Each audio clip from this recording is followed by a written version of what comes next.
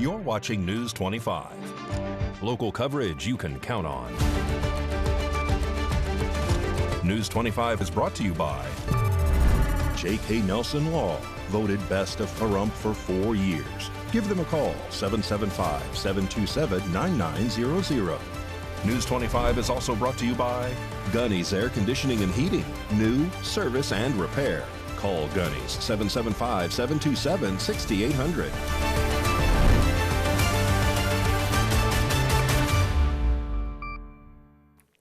Hello and welcome to this edition of News 25. I'm Unette Gentry. Thanks for joining us on Ace Country Radio, and we're also streaming at KPVM.TV. We're also on your Roku devices. It is Thursday, November 20th. In our top story, News 25's Haley Grabby gives us our daily arrest report featuring a man facing 40 different counts regarding various offenses. On November 11th, a cyber tip led authorities to investigate Wayne Boatwright for the possession of child sexual abuse material. The tip included 3 videos that were reviewed by the affiant and confirmed to be CSAM. Following the initial report, detectives obtained an arrest warrant and a search warrant, both executed on November 17th. Investigators were able to ping Boatwright's phone, linking him to a Samsung device that was found to contain additional CSAM. Boatwright was taken into custody on November 17th. He now faces 20 counts of possession of a visual presentation depicting a person under 16, along with 20 counts of using the internet for sexual conduct involving a person under 16. In more local news, after all that rain, the cold weather is officially here. So Valley Electric Association and Fire Chief Scott Lewis are sharing some important tips regarding using space heaters. This segment of News 25 is brought to you by Valley Electric and its family of companies focused on serving our members. We're better together. Pahrump Valley Fire and Rescue often responds to fires sparked by various heat sources in the winter months. Fire Chief Scott Lewis tells us how to stay safe while keeping warm. Sure, well, there's so many different types. There's kerosene fire, which are pretty much outlawed in every state, and that's due to carbon monoxide accumulation, tip over, use of flammable combustible liquids to refill them, things like that. The other type are mostly electrical. We talked about the fireplace a little earlier. That's a good way if it's constructed and installed correctly, it's being cleaned, maintained, and you're using appropriate types of materials such as fuels in there. It's never meant to douse wood materials or anything with combustible or flammable liquids. So if you use the fireplace correctly, that gives a nice augmentation and also gives a nice aesthetic, kind of pleasing atmosphere. But most people like to go with the ease and portability of electric space heaters. And we have a number of space heaters over the years that have caused significant fires in Pahrump and outside of Pahrump also throughout the county. The majority of the issues are too closely placed to combustible materials, bedding, piled clothing, paper products, anything along those lines, left unattended, and also the electrical source. Almost every single appliance should be plugged directly into an outlet, not to an extension cord. Most often we find that the extension cord failures are because they're kind of tightly woven still, they're not spread out, they're placed under materials that causes resistive heating, therefore we have then the secondary fire event. Yeah, we'll see a lot of heat lamps used outside in pens.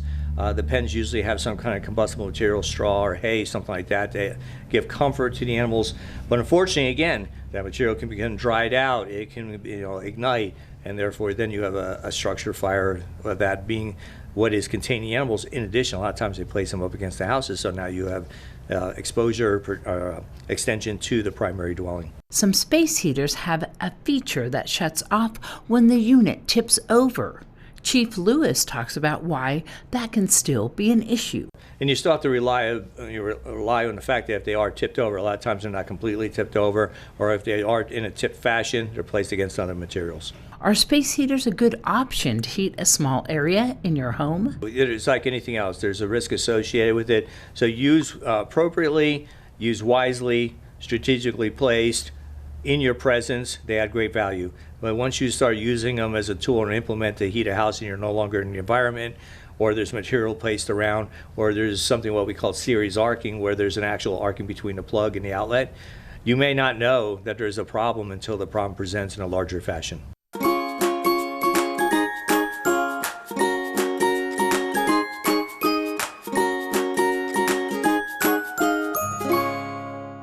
Stay tuned. News 25 will be right back.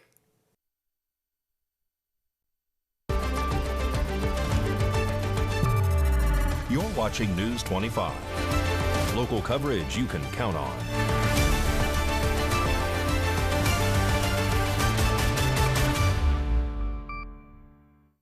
Welcome back to News 25.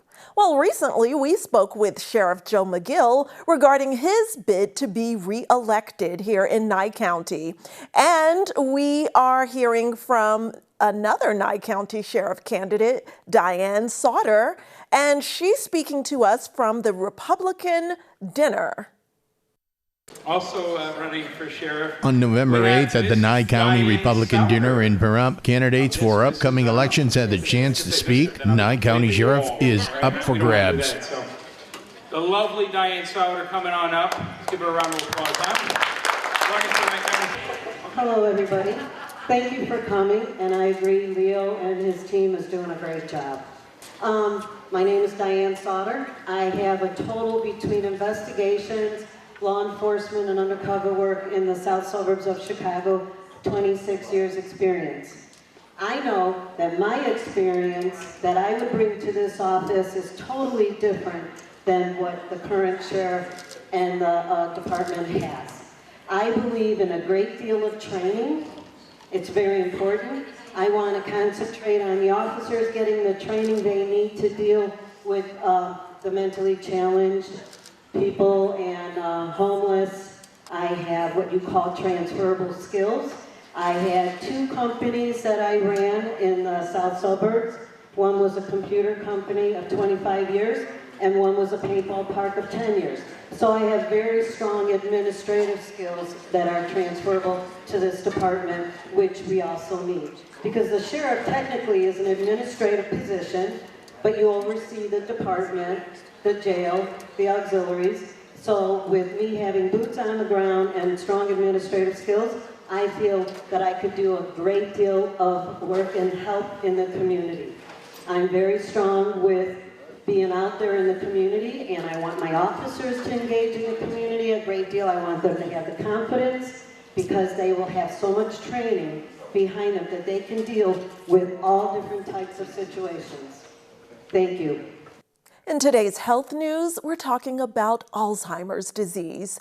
It's a terrible disease that affects not only the patient, but their loved ones. And in this next story, we're delving into this degenerative disease and its impact. Today's health report is brought to you by Desert View Hospital. When you or a loved one needs medical attention, Desert View Hospital is ready to help.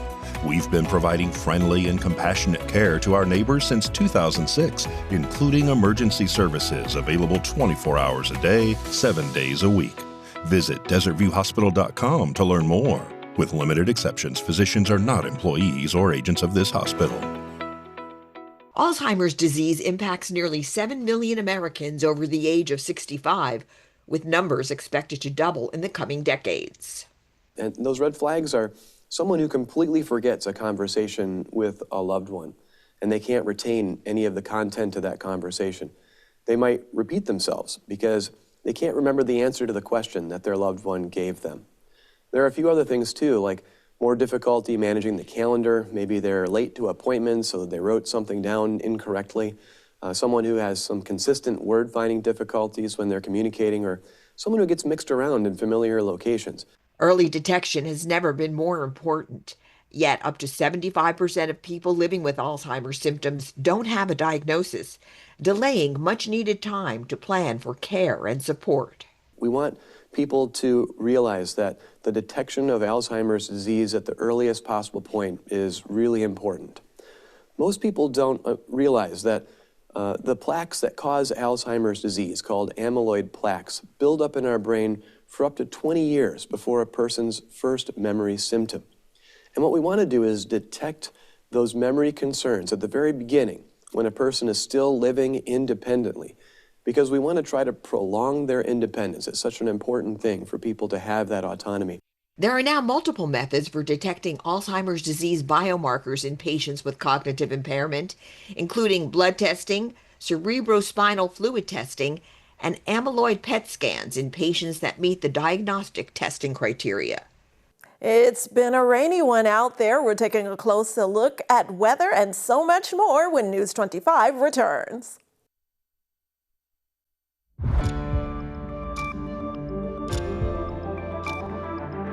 You're watching News 25. Local coverage you can count on.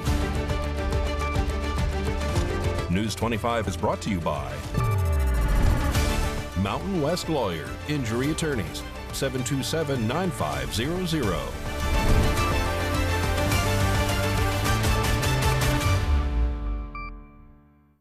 Welcome back.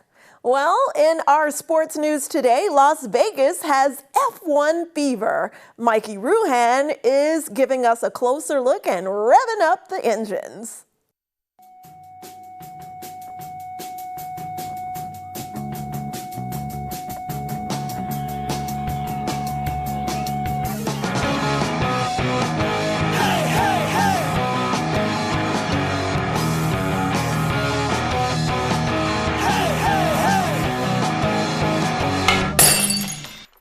Time now for your News 25 look at sports and streaming at KPVM.TV and now on Roku devices. In high school sports, the football storyline is familiar but nonetheless compelling. The Tonopah Muckers, a perfect 12-0 and chasing its first championship since 2007 against Pahrump Valley, the defending champ in a powerhouse program with 12 state titles since 2004. This is the third Grand Prix in this Mojave Desert layout, and a year ago, Max Verstappen locking up his fourth F1 world title. Fast forward to now, the title race is much tighter with Verstappen and Oscar Piastri both trying to hold off Lando Norris as he pushes for his first championship. The F1 Heineken Las Vegas Grand Prix has extended its partnership with Caesars Entertainment through 2030, keeping Caesars as a founding partner. The Vegas Golden Knights face the Utah Mammoth for the first time this season.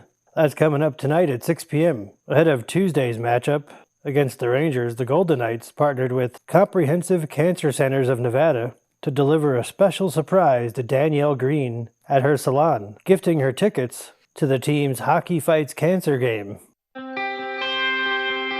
We're in Henderson, and with our friends from Comprehensive Cancer Centers, we're about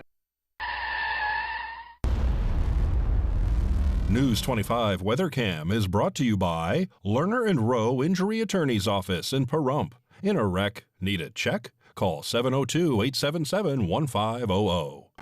Let's take a look outside through our weather cam at this beautiful fall day. Look at these foals during the fall. A beautiful sunset.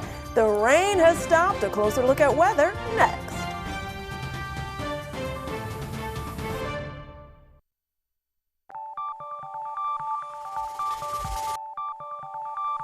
Weather is sponsored by the Nevada Dairy Farmers and the Dairy Council of Nevada, sharing the love of all things dairy. Celebrate the best moments with milk. Milk the moment.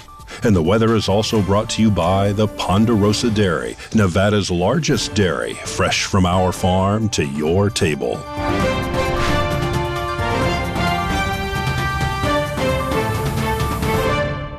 Time now to take a look at our weather throughout Pahrump, Las Vegas, and the Silver State. The highs today, Death Valley tops out at only 65, dropping down to 53 overnight. Las Vegas doesn't even make it to 60 degrees and drops 10 degrees overnight to 48. Amargosa, 56. Beatty, 52. Goldfield, Tonopah, and Carson City top out at 42, with lows in the mid to low 30s. And Weather Twins of Fallon and Fernley top out at 44, with lows in the mid to low 30s as well. And currently in Pahrump, it is 52 degrees. Our high today was 56 with winds out of the south at 5 miles per hour. Humidity is high at 62%. Sunrise was at 6:26 a.m. And overnight, we expect a low of 45 with winds out of the east at 5 miles per hour. Humidity increases, and so does our chance of rain. Sunset will be at 4:32 p.m. And looking ahead to our 7-day forecast, Friday, there's another big chance of rain with humidity also at 72%. Highs Friday in the low 50s and dropping down to the low 40s overnight. Saturday will be cloudy and overcast with additional chances of rain. Humidity remains high at 63%. Highs in the low 60s with lows dropping down to the low 40s. But thankfully, Sunday, the sun comes out again for the end of our weekend and the beginning of our work week with highs in the mid 60s and lows in the low to mid 40s overnight from the beginning of our work week through this time next week. And it looks like it's going to be a sunny Thanksgiving here in Pahrump and Las Vegas. So enjoy the weather and grab a jacket when we go for Thanksgiving dinner. And please note that for our Thanksgiving festivities, we have good news regarding the powwow here in Pahrump. There are going to be drummers there at the Pahrump, traditional Native American drummers, and the entertainment will be exciting just as in previous years. If you're heading out to the powwow here in Pahrump this weekend or to the F1 festivities in Las Vegas over this weekend, just bundle up and be safe out there on the roadways. That does it for this edition of News 25. I'm Unette Gentry. Thanks for joining us. We'll see you on the air next newscast. Good night.